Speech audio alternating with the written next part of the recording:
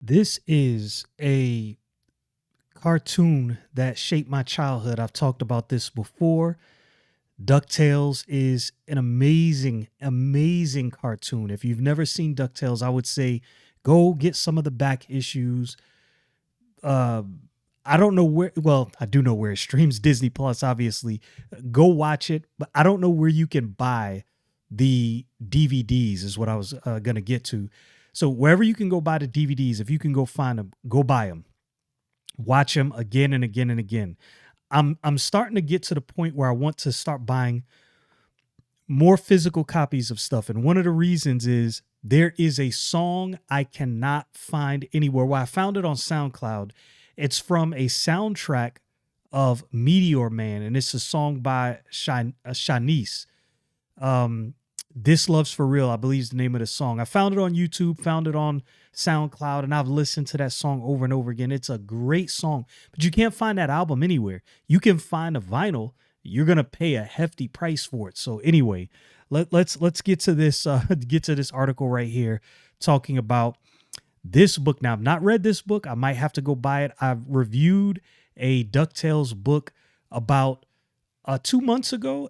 Great book. It's hard for you to mess DuckTales up. And you know what? Carl Barks, the original architect of DuckTales, you would be surprised at how many comic book writers and artists you love who were inspired by his work. Mike Barron being one of them, inspired by the work of Carl Barks on DuckTales. This dude did amazing work. He influenced an entire generation. His inspiration is what brought DuckTales to be as a cartoon. It would not have been what it is to this day without Carl Barks. So you got to shout him out if you're going to talk about DuckTales. Uncle Scrooge, Earth's Mightiest Duck, #1 review. One awesome DuckTale. In the introduction to last year's Uncle Scrooge and the Infinity Dime, writer Jason Aaron described Scrooge McDuck as one of the greatest adventure characters in comic book history. This is true. When you think of adventure, when you think of sci-fi, and sci-fi is a huge draw to a young mind because young minds are intrigued by things of mystery, things they don't understand, things that mystify. You know what I mean? Like the unexplained, things that are fantastical. This is loved by the young mind. Now, this doesn't mean that, us old people don't like it as well, right? Or older people. If Aaron didn't prove his point with the one shot, he is well on his way of doing it again with the follow-up. Simply put, Uncle Scrooge, Earth's Mightiest Duck is a DuckTales adventure cranked up to 11. I might have to buy this book, find it and buy it. This article, I think, is actually an old article too. It's from August 13th, well, older. The story opens with the richest duck in the world in the middle of a nightmare come true. His money has been emptied and is under attack by money-snatching robots. Duckburg has also been replaced by an empty wasteland with no sign of other people. Now, if you know anything about Scrooge McDuck, you touch that man's money and you have now touched a nerve. I can definitely see how this is a problem and definitely a nightmare. Duckburg has fallen under the thrall of the alien connoisseurs who came to Earth intending to take everything of value. Somehow they came up short when it came to Uncle Scrooge and his fortune. This leaves them hunting down Scrooge's friends, family, and employees. However, they are just as clueless as to where Scrooge is and what happened to his fortune. So again, a big mystery, right? You take Scrooge McDuck's fortune, we got to figure this out. Earth's Mightiest Duck blends other genres with Uncle Scrooge. It spoils a little to reveal that the opening sequence is a literal nightmare. Half the comic takes place inside the mind of Uncle Scrooge as the connoisseur, tried to learn where he hid his fortune. This leads to a brilliant sequence in which Scrooge must save his younger self as his memories are erased.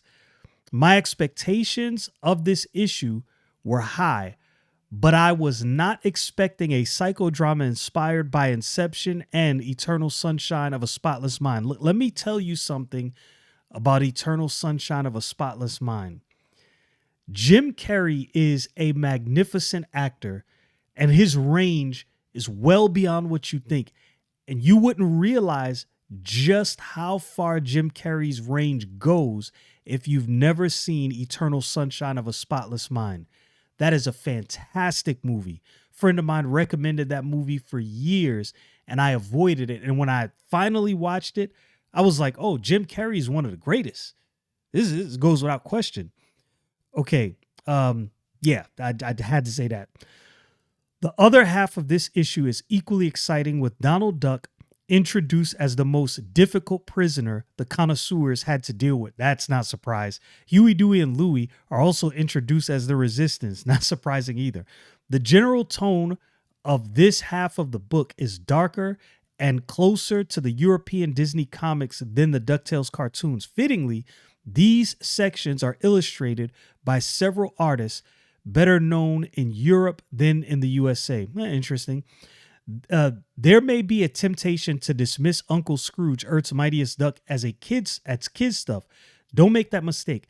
This may be an all ages comic, but that doesn't mean only children can enjoy it. Indeed, this comic about a poor old duck is sure to appeal to both young and young at heart. Look, at 40 plus years old, 46 to be exact, I enjoyed reading that DuckTales book that I told you about a few months ago. That was a great book, and I would read it again. I might actually pull it out and read it again. And I still have that Darkwing Duck book that I haven't read. I got a bunch of books I need to read. But yeah, I wanted to, when I saw this title, I was like, let me check this out. And it immediately got my interest. Won't be everybody's interest. There'll be a lot of people that'll, as the article said, disregard DuckTales, disregard Scrooge McDuck, and not even think about it.